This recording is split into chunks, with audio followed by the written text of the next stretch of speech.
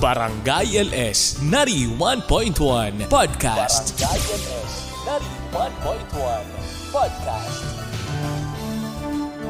Ang drama ng buhay, ang drama ng barangay.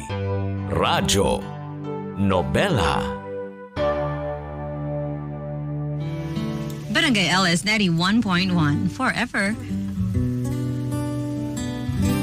Sa buhay natin, nakakagawa tayo ng mga pagkakamali. Ngunit hindi ibig sabihin ay masama na tayo. Minsan, sa paghahanap natin ng tunay na kaligayahan, nagiging desperado tayo. Ikaw ba, kabarangay? Kamusta ka? Masaya ka ba? Sabay-sabay po nating tunghayan ang ating tampok na istorya ngayong umagang ito, dito sa Radyo Nobela. Radyo Nobela. Radyo Nobela.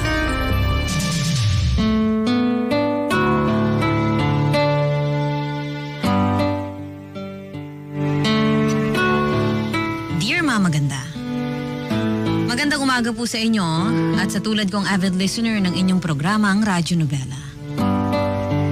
Tawagin niyo na lamang po ako sa pangalang Sylvia. 50 years old, single parent at may isang anak. Bukod sa madalas kong pagkikinig ng radyo, pinagkakaabalahan ko rin po ang maliit kong tindahan ng mga sariwang karne at gulay. Frozen products at lutong ulam dito sa barangay namin. Matagal ko na pong pinag-iisipan ng ibahagi ang aking kwento. Mayroon po akong anak na babae, si Lauren. Isinilang ko noong 19 years old pa lamang ako. Aaminin ko, mapusok po talaga ako at suwail noong kabataan. Kaya nga, hindi nakakapagtaka na maaga akong nabuntis. Kahit na nakatungtong pa ako sa kolehiyo. Ako po si Sylvia at ito ang aking kwento.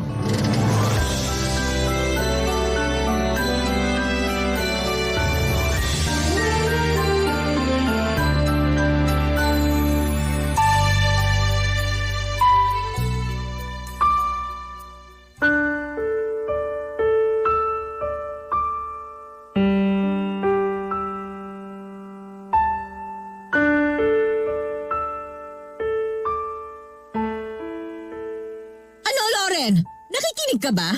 Bakit pataas-taas pa yung kilay mo? Aba, umiirap-irap ka pa? Gusto mo bang dukutin ko yung mata mo? Dukutin ang mata? Wala naman po akong ginagawa rito ah. Oo nga, wala! Parang wala ka namang naiintindihan sa mga sinasabi ko.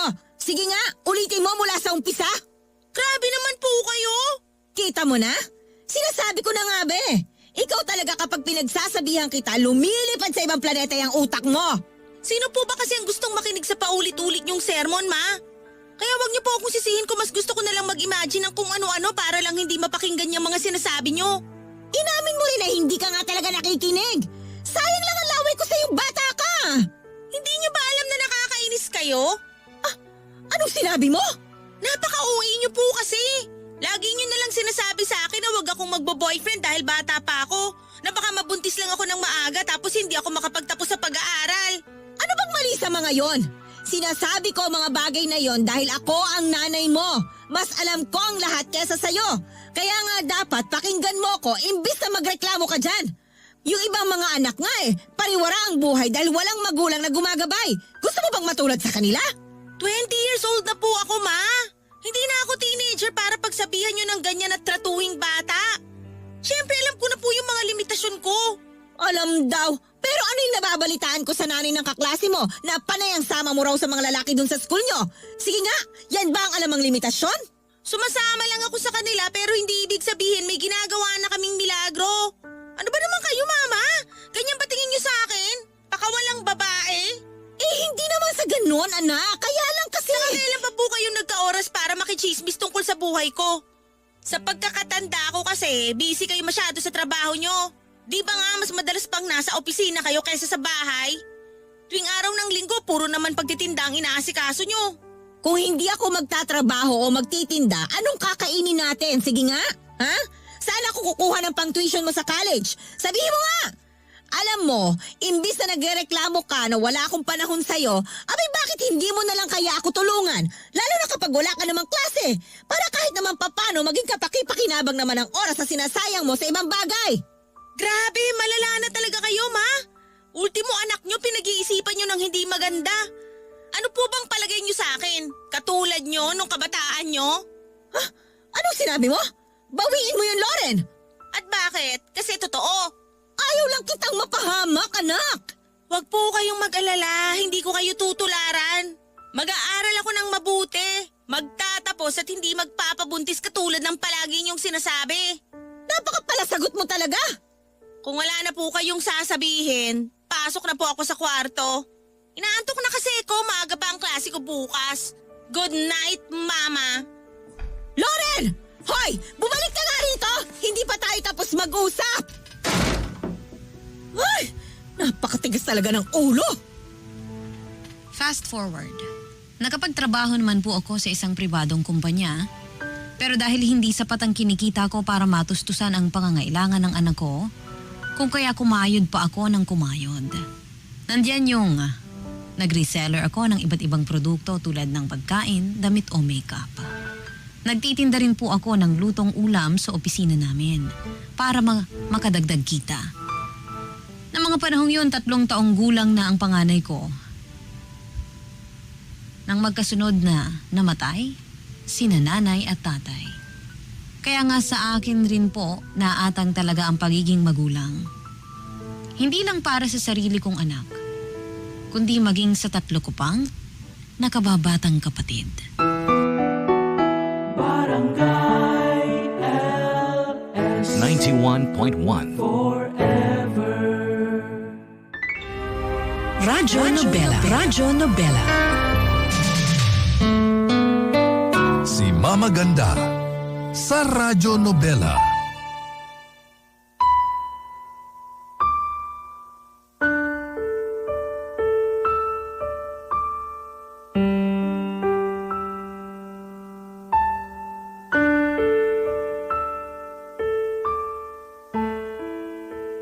Ma, ano bang klaseng reaksyon yung kanina? Napahiya kaya ako kay Tristan? Nakakainis naman kayo? Aba, ano bang ginawa ko? Maayos ko naman tinrato ang boyfriend mo, di ba? Ano bang problema? Walang maayos doon kasi kung makatanong kayo kay Tristan, daig niyo pa ang pulis. Ano bang akala niyo dun sa tao? Walang mabuting intensyon kung ba't ako niligawan? Paano ko malalaman kung hindi ko siya tatanungin, di ba? Tsaka masisisi mo ba ako? Wala akong kaalam-alam na may boyfriend ka na pala? Kasalanan ko ba yon? Sa ganda kong to, maraming nagkakandara pa naman ligaw sa akin. Aba, at talaga nangangatwiran ka pa, ha? Pero naiintindihan mo ba talaga ang punto ko? Kung bakit ako nagkakaganito? Ay naku, pwede ba mama? Kumalma nga lang kayo. Nagka-boyfriend lang po ako, hindi pa ako buntis. Kahit talaga kailan, napaka-OA nyo. Nag-aalala lang ako para sa'yo. Malaki na po ako. Alam ko na ang tama at mali. Sa pag-aaral ko ang priority ko. Nagkataon lang na gusto ko nang sagutin si Tristan dahil napatunayan naman niya na mahal niya ako. Masama ba yun? Palibasa, hindi niyo yun alam dahil iniwan kayo ni Papa. Pabihin mo yung sinabi mong yan, Loren. Sumasobra ka na talaga. Bakit po ba kasi di niyo na lang ako hayaang maging masaya? Kami ni Tristan. Suportahan niyo na lang kami imbis na nagpapakakontrabida kayo dyan katulad ng sa mga drama sa TV na palagi niyong sinusubaybayan. Sige kayo, baka lalo kayong magka-wrinkles niyan. Alam mo, buisit ka talagang bata ka ha? Minsan napapaisip ako kung kanino ka ba talaga nagmana. Ah, malamang! Doon sa tatay mong siraulo! Grabe naman po kayong magsalita. Baka nakakalimutan niyo anak niyo akong dalawa. Kung may pinagmanahan man ako na ugali ko, sa inyong dalawa lang yon. Pero tulad nga po ng sinabi ko nun sa inyo, magtatapos ako ng pag-aaral at hindi ako magpapabuntis ng maaga kagaya nyo, Mama. Kaya kung ako sa inyo, hindi ko nasasayangin ang laway ko sa kakasabi sa akin ng mga bagay na matagal ko nang alam. Nakakarindi na kasi. Hindi naman ako bobo. Honor student nga ako nung elementary at high school eh. Tapos kontratuhin nyo ako dahil ko pa yung no read, no write. Kakairita. Pinagsasabihan lang kita dahil ayoko makita kang magkamali sa mga desisyon mo sa buhay. Tapos ang dami mo nang sinabi. Ang arte-arte mo pa. Ay naku ma, iwan ko sa inyo. Sa susunod hindi ko na dadalhin dito si Tristan. Para tuloy ayaw ko na rin umuwi dito. Subukan mong wag umuwi rito. Sinasabi ko talaga sa iyo, Loren. Hahanapin talaga kita kahit saang lupalo pa kayo magpunta ng boyfriend mo. Kaya umayos ka. Wow, pulis na? Secret agent pa? Kanya ba nagagawa ng puyat, ma? Itulog niyo na po kaya muna yan. Baka sakaling mahimasmasan kayo. Masyado kayong nag-aalala sa mga hindi pa nangyayari. Ayan tuloy, kayo rin ang nasistress, tapos dinadamay niyo pa ako.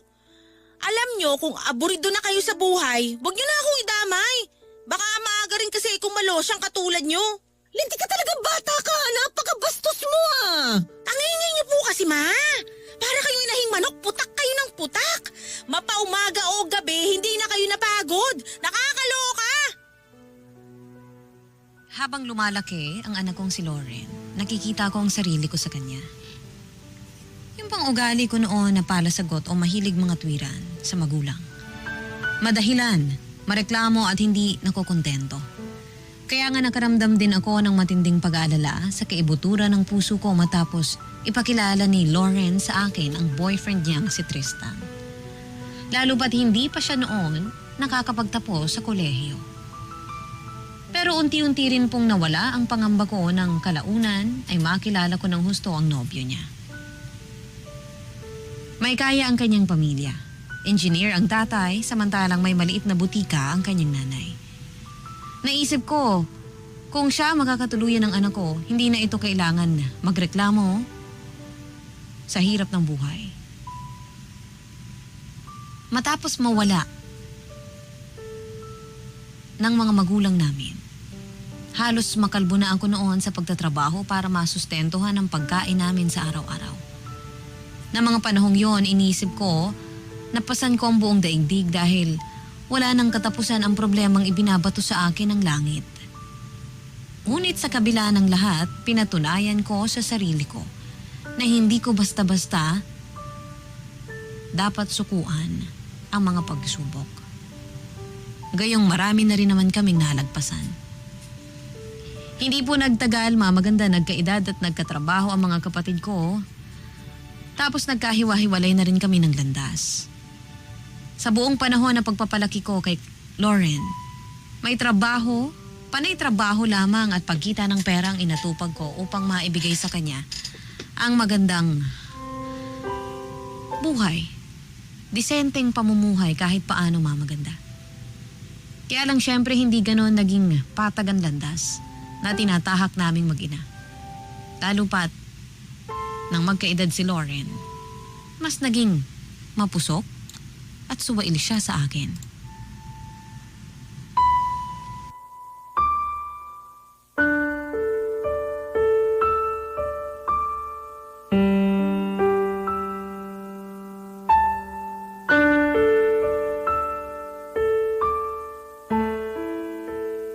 Nagkamali ba ako ng rinig?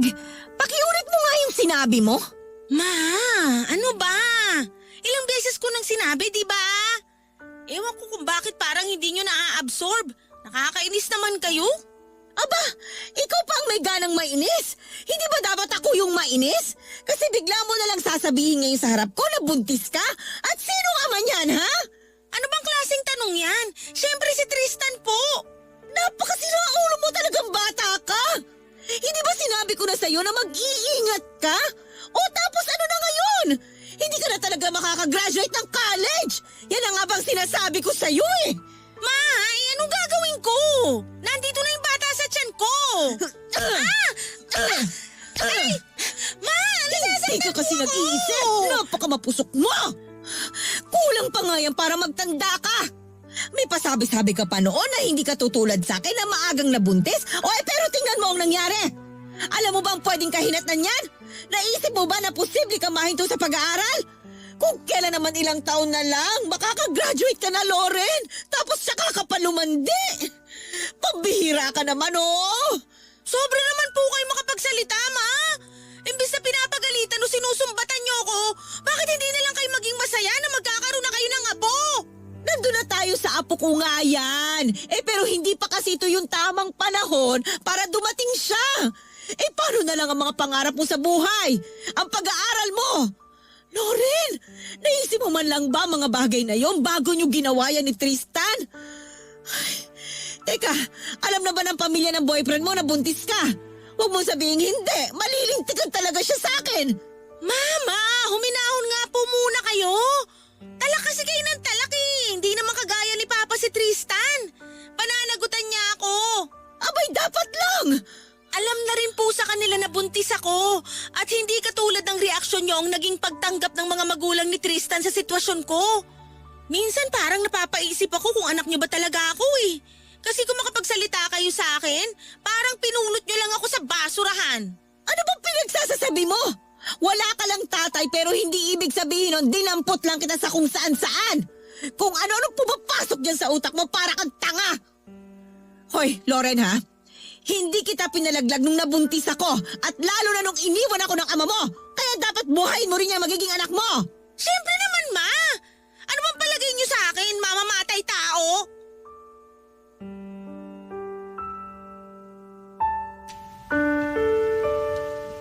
Kahit pabor ako kay Tristan, aaminin ko na nanlamig pa rin ang buong katawan ko.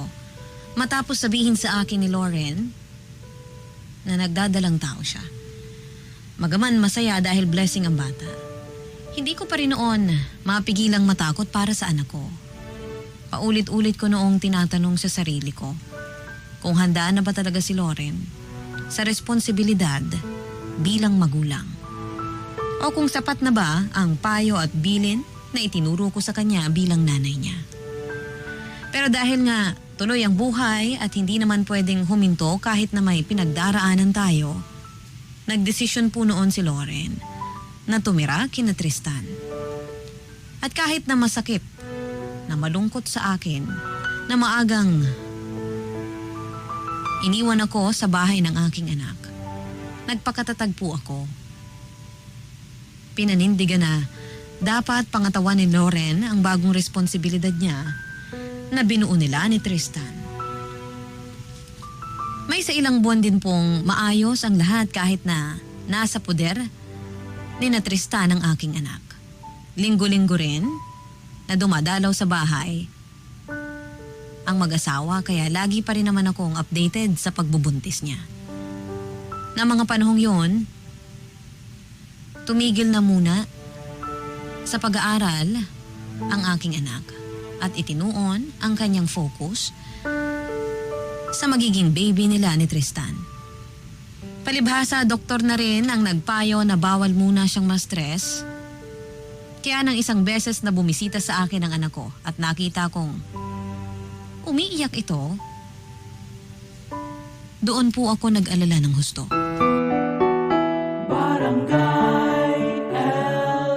In Lucena, 91.1. Si Mama Ganda sa Radyo Nobela.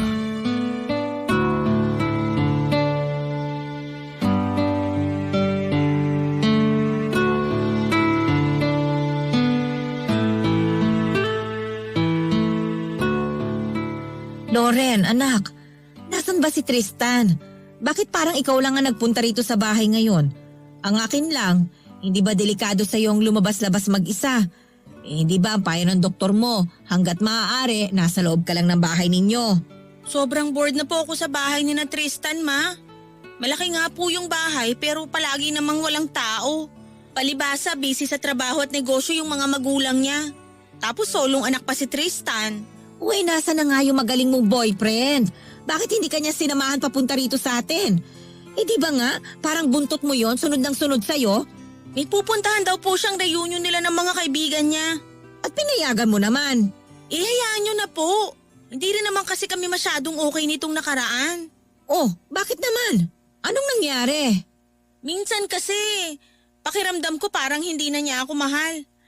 Nung una, palagi siyang nasa tabi ko na akala mo mawawala ako sa paningin niya. Pero nitong nakaraan, parang masyado na siyang abala sa ibang bagay. Wala na siyang oras sa akin, Ma. Yan ba ang dahilan ng pagtatalo ninyo? Opo. Pero alam ko naman na ako ang may kasalanan. Ako nang away sa kanya. Normal na maaburido siya sa akin. Ay, anak, Ikaw na rin naman ang may sabi. Baka naaaburido lang yung boyfriend mo kasi para kang batang nagmamaktol dyan. Pero hindi naman ibig sabihin nun hindi ka na niya mahal. Nasa isip mo lang yon. Mahal ka nun. Ano po bang pwede kong gawin para mapigilan ko na mag-isip at maramdaman na parang binabaliwala ako ni Tristan? Dahil ba lumalaki na tong tiyan ko? Dahil ba tumataba na ako? Hindi na ako masyadong makinis at umiitim na yung mga singit-singit ko, ganon? Ay, para ka talagang baliw. Masisisi niyo ba ako, ma? Normal pa po ba tong mga nararamdaman at naiisip ko? Normal lang na maramdaman mo yung mga yan. Buntis ka kaya emosyonal ka. Ako nga nun mas malala pa kasi totoong iniwan at hindi na ako mahal ng lintik na tatay mo. Pero kinaya ko naman ang lahat. Alam niyo, minsan, naiisip ko sana naging kasing tapang yun na lang ako. Kahit na madalas nakakainis kayo, sana katulad yun na lang ako mag-isip. Sabi kasi nila, namamana raw ng anak yung ugali ng nanay. Pero bakit parang ang hina-hina ako ngayon, ma? Emosyonal ka lang, hindi ka mahina. Tsaka wala namang masama na maging mahina paminsan-minsan. Paraan yun ang katawan natin para makapagpahinga. Para sa susunod, mas maging malakas tayo. Kaya huwag ka masyado magpaka-stress dyan, anak. Kaso hindi ko po talaga mapigilan. Ang daming pumapasok sa isip ko. Minsan umiyak na lang ako ng basta-basta. Sigurado ka ba talaga na walang ibang mabigat na dahilan kung bakit ka nagkakaganyan, Loren? Kasi kung meron, pwedeng-pwede mong sabihin sa akin, anak. Wala po, ma. Ayos lang ako. Siguro nga tama kayo. Baka nga emosyonal lang ako. Sige, sabi mo O siya, para naman kahit paano gumanda-ganda yung mood mo, ipagluluto na lang kita ng paborito mong sinabawang malunggay. Healthy din yun sa mga buntis. Talaga, ma? Ipagluluto niyo ako? Salamat, ma. Naku, alam niyo ba?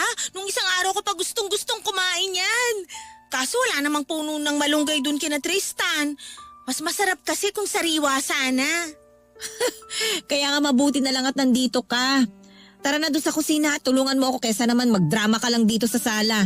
Kung maka-emote ka dyan, para kang mag-audition mag-artista. Kung mag-audition ako ngayon, siguradong papasa ako. Ganda ko kaya. Maganda nga, ang itim naman ng mga singit. Mama naman buntis kasi ko. Yun lang.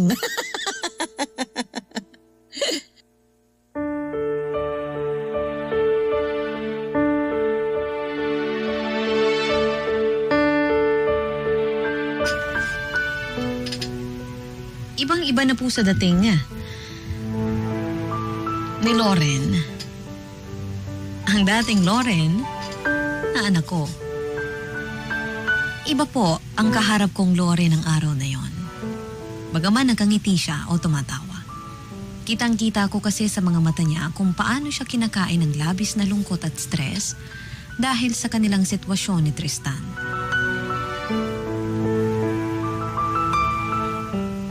Naawa ako sa anak ko, oo. Pero para sa akin, kailangan niyang matutunan ang mga bagay-bagay na kaakibat ng landas na pinili niyang tahakin.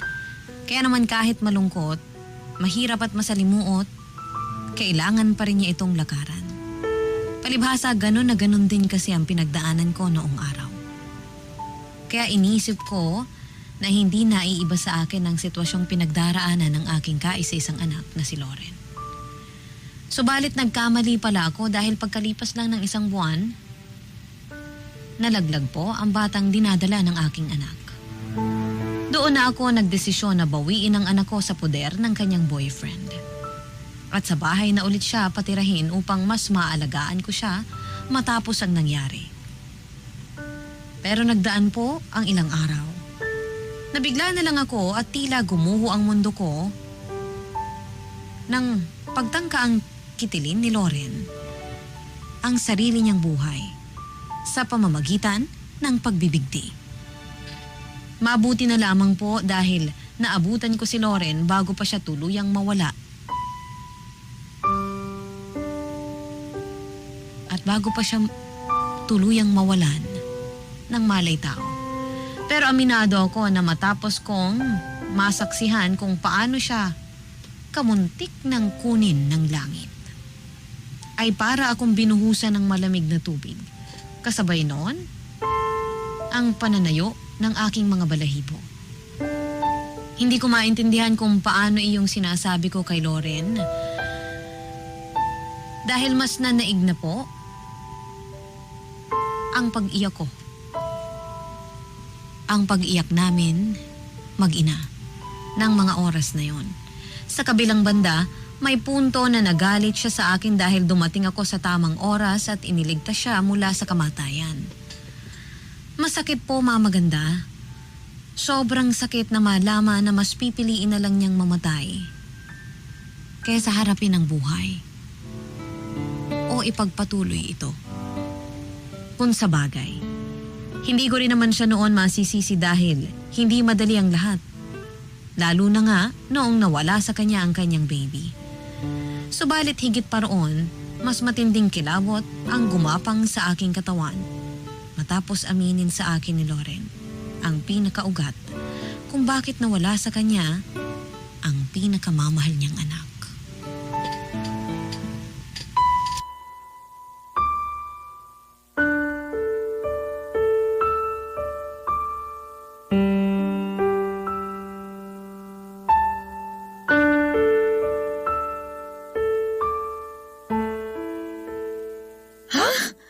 Totoo ba ang mga sinabi mo, Loren? Ano bang palagay niyo sa akin, Ma? Nagjo-joke, ganon? Siyempre, totoo po lahat ng yun. Kaso bakit ngayon mo lang sinabi sa akin? Tsaka kailan pa to? Matagal ka na bang ginagago ng Tristan na yon? Natatandaan niyo ba nung nabanggit ko sa inyo na nagpaalam siya? Napupunta sa reunion nila ng mga kaibigan niya? Simula noon, lagi na siyang busy sa cellphone niya. Palagi siyang may kachat at katawagan. Akala niya hindi ko nakikita yung pangiti-ngiti niya kapag nakaharap sa cellphone niya. Kaya naghinala na ako na baka may mali at palihim ko nga nung kinuha at tiningnan yung cellphone niya. Doon ko nakita na may unregistered number na palaging nagte-text at tumatawag sa kanya. Kaya tinawagan ko yun. Nagulat ako kasi babae yung sumagot sa kabilang linya. Doon na ako nag-imbestiga at sinimulan ko nang tingnan yung mga palitan ng text message nila. Hindi nga ako nagkamali. Kalandian nga niya yung babaeng yun, Ma. Napakawalang niya talaga ni Tristan! Tapos nung nahuli niya ako na pinakikialaman yung phone niya, nagalit siya sa akin. Sa sobrang galit nga niya, inagaw niya yung cellphone tapos sinampal ako. Ano ka mo? Pinagbuhatan ka na kamay ng ulupong na yon? Nagsorry naman siya sa akin. Sinabi niya na bigla lang siya at hindi niya sinasadya pero iyak na ako ng iyak nun, Ma. Tinanggi rin niya na kalandian niya yung babaeng yun kahit na huling-huli ko naman na siya. Hinala ko matagal na silang magkakilala at nagkita lang sila uli dun sa reunion nila tapos ayun, nagsimula na silang gumawa ng kademonyohan sa likod ko. Ang kapal na mukha ng Tristan na yan Alam naman niya na pinagbubuntis mo na yung magiging anak niyo tapos gumawa pa talaga siya ng kagaguhan? O sinumbong mo ba to sa magulang niya? Huwag mo sabihin hindi, Loren, ha? Nakiusap siya sa akin na wag nang banggitin sa parents niya yung nangyari. Naayusin na lang daw namin lahat. Gulong-gulo ko nung mga panahon na yun kaya para bang tuod na lang ako. Pero habang lalo kong sinasarili ang lahat, para namang sasabog ang dibdib ko. Hindi rin naman kasi nagbago si Tristan pagkatapos nun. Oo, gusto niyang maging maayos kami. Pero hindi pa rin naman siya tumigil sa pakikipaglandian sa babae niya. Kapal, di ba? Sukang-suka ako tuwing magkatabi kami sa kama. Pero bakit hindi mo naman sinabi sa akin, anak? Sana nakasugod ako dun sa bahay ng boyfriend mo at nasuntok ko ang pagmumukha niya. Hindi ko na po naisip, May. Kasi akala ko kaya kong i-handle ang lahat. Pero nagkamali pala ako. Dahil sa sobrang stress, naapektuhan po talaga yung sistema ko. Nawala sa isip ko na meron palang bata sa tiyan ko. Palibasa, hindi ko na rin kasi nakontrol yung galit ko kay Tristan Palagi ko siyang inaaway. Lagi kong tinatanong sa kanya kung saan ba ako nagkulang at kung bakit kailangan niya pag maghanap ng iba. Ang sakit, Mama! Parang pinagpira-piraso ang puso ko. Parang gusto ko na lang maglaho. Halika nga dito, anak. Ayakapin ka ni Mama. Ayos na, anak. Ayos na. Nandito na si Mama. Nung makunan ako at mawala sa akin ng baby ko, sinabi ko sa sarili ko na ayoko nang mabuhay pa. Kaya ilang araw ko rin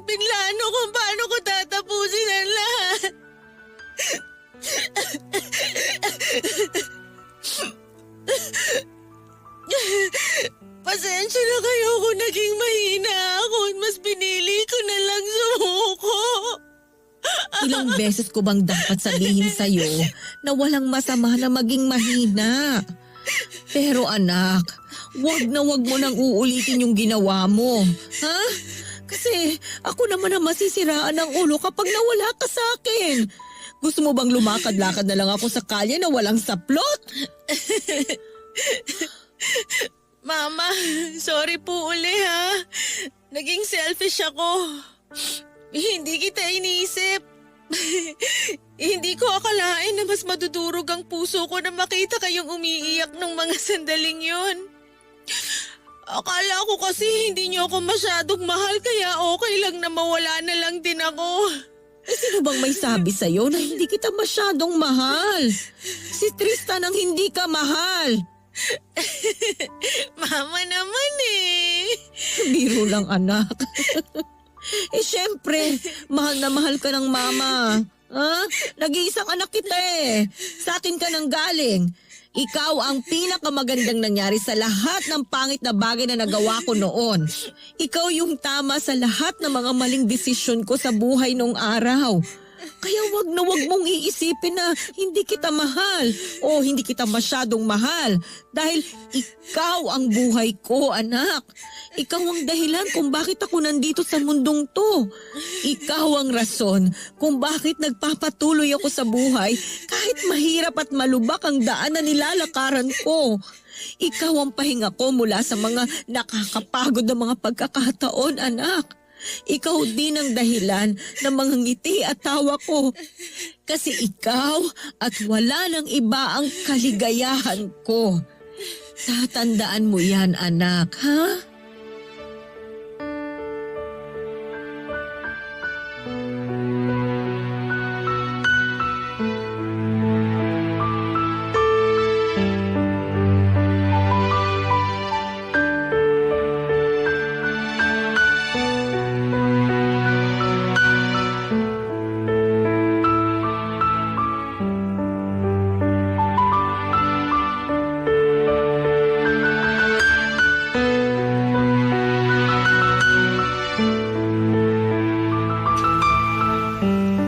Hindi ko alam at wala po akong kaide-ideya tungkol sa mga ipinagtapat sa akin ni Loren. Kaya pakiramdam ko malaki ang naging pagkukulang ko sa kanya bilang isang ina. Guilty din ako dahil ipinagkatiwala ko siya kay Tristan kasi buong akala ko kaya siya nitong alagaan. At totoong mahal siya ni Tristan. Minsan naisip ko na kung pwede ko lang ibalik ang lahat, hindi sana mangyayari ang mga bagay na yon. Hindi sana kamuntik kunin sa akin ng Diyos ang kaisa-isa kong anak. Nang mga panahon na yon, nag-resign na nga ako sa pinagtatrabahuhan ko upang mas matutukan si Loren. Kahit na sandaling panahon lang siya noon na walay sa akin, simula nang tumira siya kina Tristan, pakiramdam ko po, buong buhay siyang kinuha sa akin. Oo, hindi sapat na dahilan na ginagawa ko ang mga bagay na iyon para sa kanya dahil sa dulo, mas napabayaan ko lamang ang aking anak dahil sa pagsubsob ko sa trabaho. Nalimutan ko na ang maging isang ina. Dahil sa nangyari, humingi ako ng kapatawaran kay Loren at nangako na babawi sa kanya. Mabuti na lang dahil hindi naman ipinagkait sa akin ng anak ko ang ikalawang pagkakataon na hiningi ko sa kanya. Alam ko na mahirap at hindi madali ang daan na tatahakin niya matapos ang pinagdaanan niya. Pero walang pagsubok na hindi kakayanin, lalo pat kasama niya ako bilang ina. Doon na po ako nagsimulang magtayo ng maliit na negosyo mula sa mga perang naipon ko para kahit paano ay may pagkakitaan kami. Dahil nag-resign na nga po ako sa trabaho ko. Tinulungan po ako ni Loren ng ilang buwan bago siya nagdesisyong ipagpatuloy ang naantala niyang pag-aaral sa kolehiyo.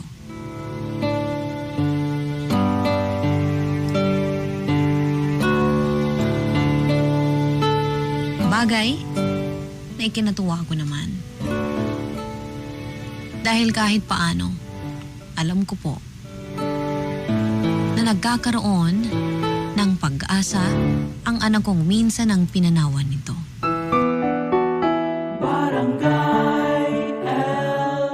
In Lucena, 91.1. Radyo Nobela. Radyo Nobela.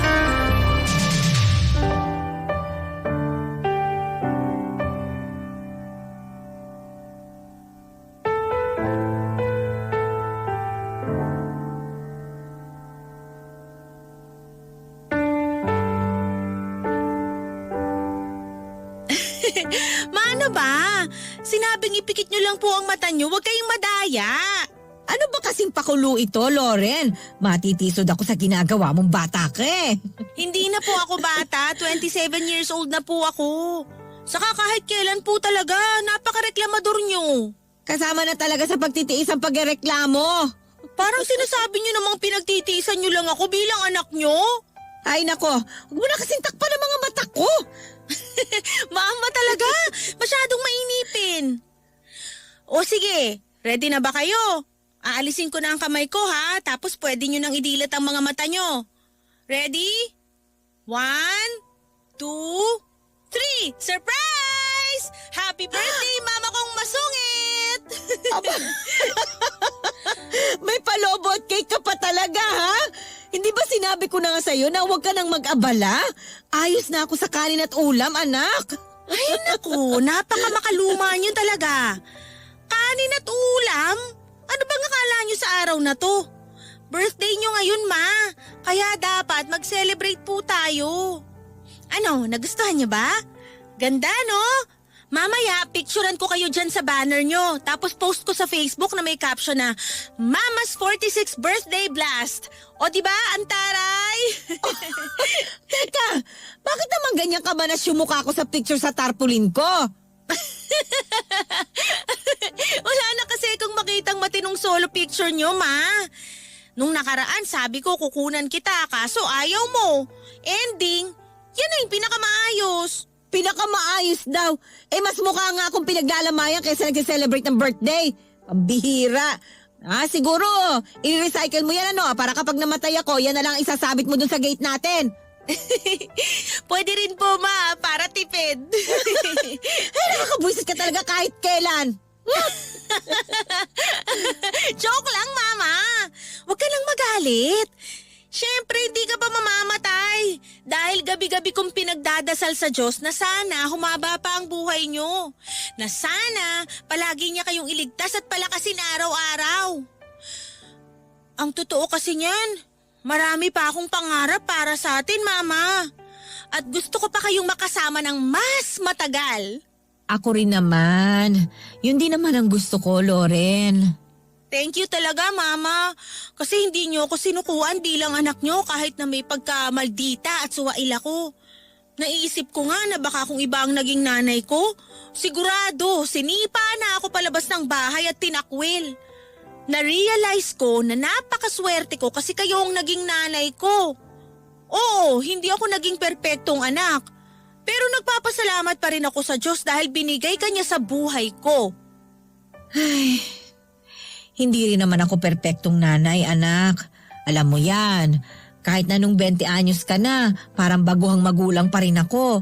Sa sobrang desperada ko noong mabigyan ka ng disenteng buhay, abay nakalimutan na kita at napabayaan. Kaya nga paulit-ulit pa rin akong hihingi ng tawad sa'yo, Loren, anak. Tapos na yun, Ma. Kung may nagawa man kayong pagkukulang sa akin bilang nanay ko, napatawad ko na yun, matagal na. Sa katunayan, kayo ang inspirasyon ko ngayon sa buhay at kung bakit ako nagpapatuloy. Akala ko nun, hindi ko naman na yung pagiging matapang nyo. Pero habang tumatagal, unti-unti ko nang nararamdaman ng dugo nyo na dumadaloy sa mga ugat ko. Basta kapag nakaramdam ka ng pagod, magpahinga ka. Tapos lumaban ka ulit at magpatuloy. Ganun naman talaga ang buhay eh. Hindi palaging masaya at pabor sa atin ang mga nangyayari. May punto kung saan susubukin tayo ng Panginoon. Hindi para magdusa tayo. Paraan niya yon para tawagan at lapitan natin siya. Ganun pa man, lagi mong tatandaan, hindi mo kailangang haraping mag-isa ang buhay. Palagi mo kong isama, ha? I love you, Mama! Happy birthday po uli! Mahal na mahal din kita, anak. Salamat at dumating ka sa buhay ko.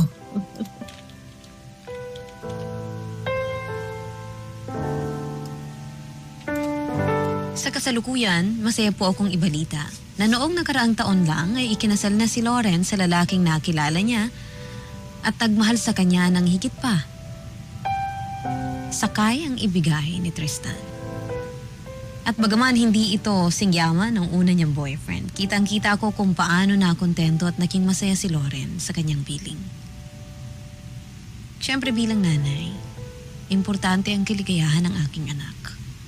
Dahil deserve niya ang lahat ng magagandang bagay na nangyayari sa kanila ngayon matapos ang masalimuot na kanyang pinagdaanan. Ako at ang kapatid kong bunso ang magkasama ngayon sa bahay matapos bumukod ng anak ko nang ikasal siya. Pero dahil nasa iisang village lang din nakatira, pakiramdam ko hindi naman siya tuluyang lumayo sa akin. Madalas din pong bumibisita si Lauren sa bahay para makipag-bonding sa amin at mas lalo lang din po kaming naging close ng anak kong yon. Minsan sa buhay natin, dumarating yung punto na nahihirapan tayo at parang gusto na nating sumuko. Pero bibigyan tayo ng Panginoon ng rason upang magpatuloy. Kadalasan kulang na. Nabukas lang ang dalawa nating mata para mapagtanto kung gaano na sila kalapit sa piling natin. Yun po yung mga bagay na natutunan ko sa buhay ko. Na siya ring pangunahing dahilan kung bakit nagdesisyon akong ibahagi sa programa nyo ang istorya ng aking buhay. Sana kapulutan po ito ng aral ng ating mga kabarangay.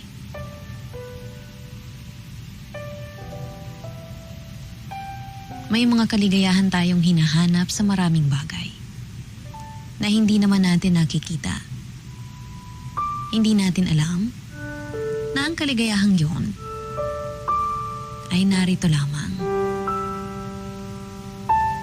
Kailangan lamang nating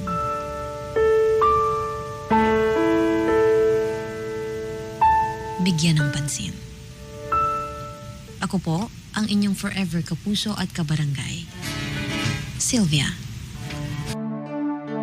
Ang drama ng buhay, ang drama ng barangay. Radyo Nobela.